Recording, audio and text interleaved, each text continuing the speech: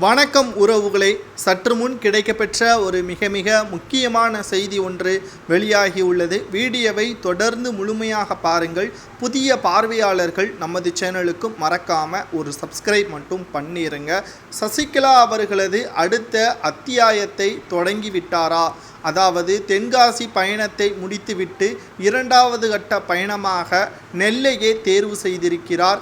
August 13ஆம் தேதியன்று இந்த பயணம் மேற்கொள்ளப்படுவதாகவும் அனைத்து இந்திய அண்ணா திராவிட முன்னேற்ற கழகத்தின் தொண்டர்களை ஒருங்கிணைக்கக்கூடிய பயணமாக இது மீண்டும் அமைய போகிறது.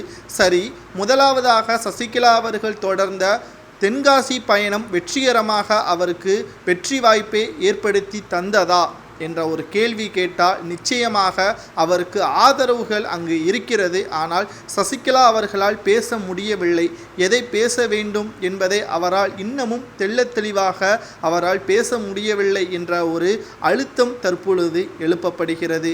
காரணம், தென்காசியில் உள்ள அதிமுகவின் தொண்டர்களிடம் மறைந்த ஜெயலலிதா அவர்கள் செய்த நற்செயல்களை பற்றி தான் கூறி வருகிறாரே தவிர தற்பொழுது இருக்கக்கூடிய அதிமுகவின் சூழல் என்ன, எடப்பாடி பழனிசாமி அவர்களை எப்படி நான் முதல்வராக தேர்வு செய்தேன், அதற்கு பிறகு நடந்தது என்ன, அதிமுகவின் தொண்டர்களுக்கு தெரியாததை சொன்னால்தான் அது மிக அதிமுகவின் தொண்டர்கள் மனதில் ஆழமாக பதியக்கூடும்.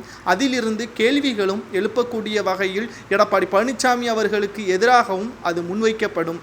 அப்பொழுது தெரிந்துவிடும் யார் நல்லவர்கள், யார் கெட்டவர்கள், யார் பின்னால் இருக்கலாம், அதிமுகவை சிறப்பாக வழிநடத்துவது யாராக இருக்கலாம் என்பதை தொண்டர்கள் அதற்கு பிறகு முடிவெடுக்கலாம்.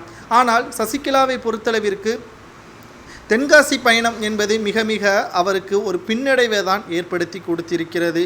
இது எடப்பாடி பழனிசாமி அவர்களே கூறிவிட்டார்.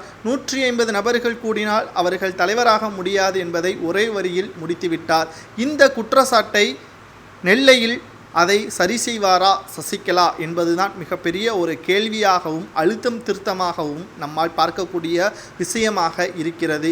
இன்னும் 2 ஆண்டுகள் இருக்கிறது என்பதை உதாசீனப்படுத்தாமல் ஆயத்த பணிகளை தற்பொழுதே மேற்கொள்ள வேண்டும் சசிகலா அவர்கள் என்பதுதான் நமது சேனல் மூலியமாக தெரிவித்துக் கொள்ளக்கூடிய ஒரு விஷயமாக இருக்கிறது.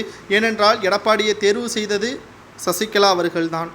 உங்களது கருத்துக்களை கூறுங்கள். தென்காசி பயணம் சசிகலா அவர்களுக்கு வெற்றி வாய்ப்பை ஏற்படுத்தி தந்ததா? செய்திகளை பற்றி உங்களது கருத்துக்களை மறக்காம நமது சேனல் வாயிலாக தெரிவிங்கள். நன்றி, வணக்கம்.